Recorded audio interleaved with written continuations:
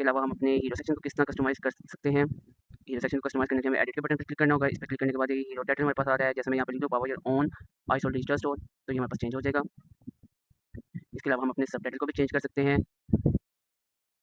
हम अपने hero tag को भी चेंज कर सकते हैं। जैसे लिखा हुआ है स्पेशल डिस्काउंट, यहाँ पर मैं 30% कर दूँ, तो यहाँ पे सेव चेंज करें तो ये हमारी चीज़ें यहाँ पर चेंज हो जाएँगी।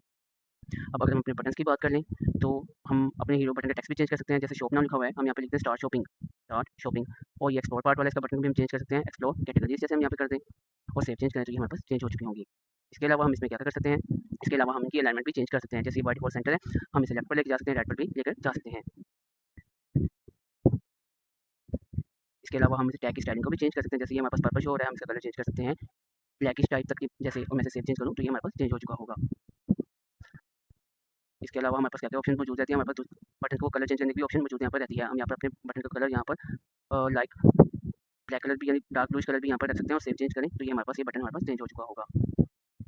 इसके अलावा हम अगर हमने अपनी ये बैकग्राउंड टेक्स्ट के अलावा बैकग्राउंड कलर के अलावा अगर हमने इमेज यूज़ करनी है तो हम क्या करेंगे, यहाँ पर आकर अपने हीरो बैकग्राउंड टाइप कलर यहाँ पर चेंज कर लेंगे और यहाँ पर हम इसे इमेज कर लेंगे और यहाँ से अपनी इमेज यहाँ पर चूज़ कर लेंगे।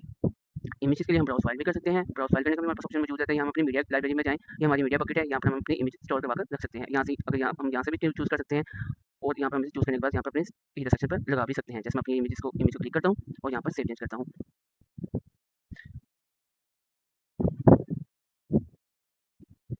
यहाँ पर जाकर हम अपनी इमेजेस को यहाँ पर पिक कर सकते हैं। मीडिया की लाइब्रेरी में जाकर हम कोई भी इमेज जैसे ये वाली है, हम इसे पिक कर लेंगे और यहाँ पर सेव चेंज कर लेंगे तो ये हमारी इमेज भी यहाँ पर चेंज हो चुकी है। इस तरह हम अपने हीरो सेक्शन को कस्टमाइज़ कर सकते हैं।